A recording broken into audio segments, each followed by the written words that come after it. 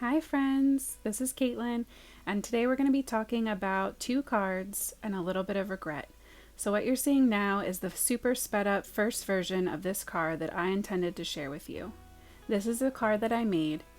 I wanted to go for a coffee theme and really have fun with these new stamps, and I just wasn't loving how it turned out. I used oxides on this first one, which turned more gray than brown from my coffee stains, and I didn't love that my pops of teal just kind of stuck out. They didn't fit in or blend the way I wanted them to. And so I remade this card and changed up some things, still having the same idea, but by incorporating some other colors, some other products, and adding an extra little bit of bling at the end. I really think it helped to bring this whole card together, and I'm so happy with how it turned out. So today I'm going to be sharing with you some of the ways that I thought about changing up a card I did not love and turning it into something that I'm really, really proud of. I hope you'll stick around. So the first version of this card I did on watercolor paper, and when I went to stamp my sentiment in the Misty, even though I did it a couple times, I just couldn't get a clear impression. The words came out very blurry.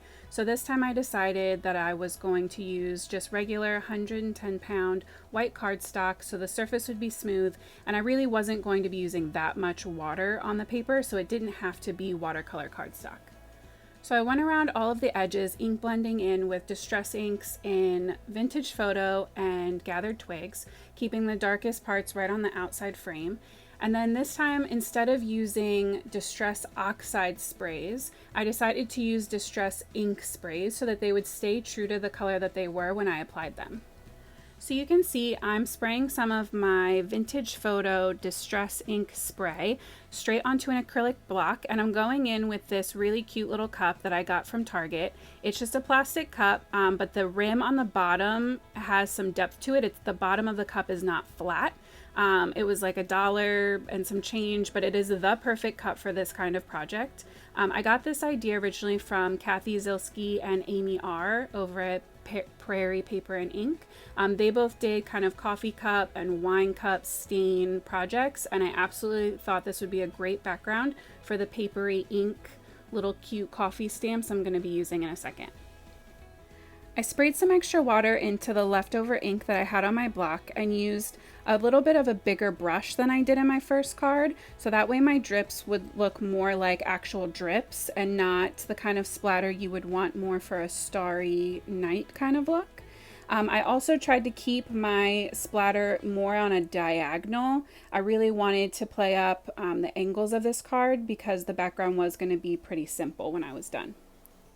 I also decided to go in with some of the antique linen spray stain as well, thin that down and repeat the process with the splatter, but just using way less of that color. I know I've had a chance to talk on this channel so far about how much I love Halloween, but as something I haven't told you guys yet is how much I love coffee. I don't even discriminate between Starbucks and Dunkin'. I just love them all. But you will not be surprised to know that I am that girl that gets pumpkin spice on the first day of any given place that happens to be selling it. All right, enough about my coffee addiction. You can see I'm splattering also a little bit of shimmer water from my mini mister. This has some Perfect Pearls and also some of the Lawn Fawn Stardust drops mixed into it. I absolutely fell in love with these little stamps from Paperie Ink. This is the But First ... stamp set. And it features a bunch of cute little characters that are enjoying their cup of coffee or tea and all the little things you need to help give them a little cozy break. So the first time that I made this card, I decided to try to do some no line coloring, and I used a brown soft ink to stamp it out, and I just felt like the little raccoon got lost on the page. So this time I went in with my normal black Simon Says Stamp Intense Black ink, and I think it really did a lot to help kind of bring the focus to the little critter right at the center of the card. I normally go in with my darkest colors first and work my way lightest when I'm Copic coloring, which is what I'm doing here. Now all the colors that I use for each combination, as well as any of the other supplies that I've used today, are going to be listed for you in the description box below. I'm trying to find a balance in these videos with how fast or not I'm speeding up the coloring so that you can still kind of see what's happening and what I'm doing, but it doesn't get too boring. I also really enjoy watching speed coloring videos and videos that are just coloring. So I'm going to be trying out doing some videos like that starting tomorrow. Maybe just putting one up every couple weeks as like a bonus Saturday speed color thing. So definitely let me know what you think in the comments below. Do you like watching more coloring, less coloring? Do you like having the option depending on the video or how you're feeling that day for what you'd rather pick? I'm very interested to see what you guys think. I also wanted to give you a heads up, if you made it this far, that there's going to be some very exciting stuff coming in September. I have made some decisions about what my Halloween series is going to look like, and I'll be announcing that soon. Probably on September 1st. So keep an eye out for that, and make sure if you're not subscribed yet, you go ahead and click that subscribe button so that you don't miss out on any of the super fun things that are going to be coming in the next couple months. So back to some of the changes that I made with this card. So for the layout of the stamps, the first time around I just had the raccoon and his little pillows and then a plant. So this time I decided that he needed a second pillow. And I also stamped out those little books with the glasses on top. I ended up cutting the glasses off, so I didn't even bother coloring them in, but I wanted to use them as like a little stand for the plant to sit on top of so that I could give it a little bit of extra height. And I really wanted to have three main elements, if you count the books and the plant as one thing, so that it would kind of create that triangle shape, which is really appealing to the eye. Now, Paperie Ink doesn't have corresponding dies for their stamps, but I find that they're very easy to fussy cut, and I am someone who does not enjoy fussy cutting, and these don't really give me a problem. So I cut out all of these and I went around the edges with a water-based black marker just so that when I glued them all down, the edges look nice and clean, and any little spots that I might have missed when I was fussy cutting, you won't notice at all. It kind of just blends in with that edge of the stamped image. I feel like I've forgotten to mention that in previous videos where I've used this technique, but if I fussy cut, I always do this. I always run over the edges with that same water-based marker. So I popped my panel back into my MISTI and got my sentiment ready. This one is But First Coffee, and I thought that this was cute. I would love to give this as just like a thinking of you card with maybe a little Starbucks gift card or Dunkin' gift card. Like I said, we don't discriminate here, not in this house. So I stamped that sentiment down twice so it would be nice and dark and crisp.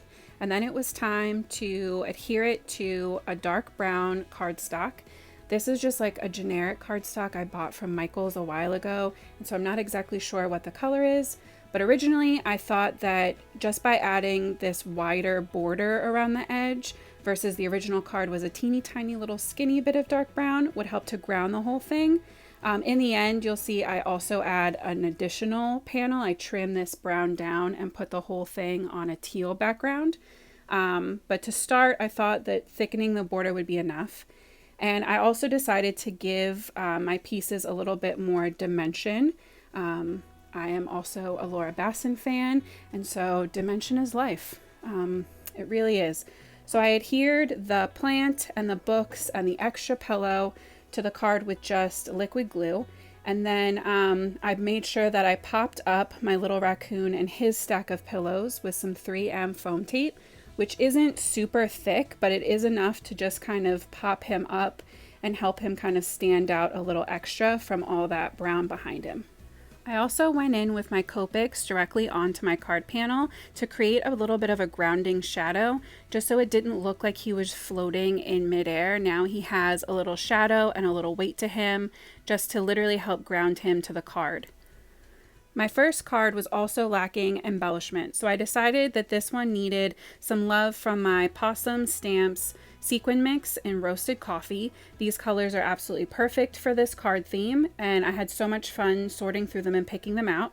I went through with my Studio Katia embellishment wand and some liquid glue, and I trimmed down the bigger sequin that I tucked under him, just so that with the foam tape there, I could get it underneath without having to try to fight or pick up any of that foam. So I kind of followed the same diagonal line as the splatters I had laid down before, and I really think this helps the card kind of pop. When I looked at this whole panel, it just seemed so brown still. So I trimmed down that brown panel that I had put in the back, and I added it onto another layer of Caribbean Sea cardstock from My Favorite Things, and this frame really helped bring together all of those little cute accents between the plant and the pillow and his little coffee cup, and I really think it brought everything together. So you can see them side by side. The one on the right isn't a bad card. I still love the concept, but I just feel like the one on the left, my second go at it, I love that card. Everything about it just makes me smile.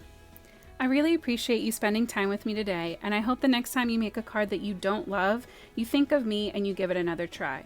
We're all human and nothing has to be perfect, but you know what they say, if at first you don't succeed, try and try again. I hope you have a great day and happy crafting!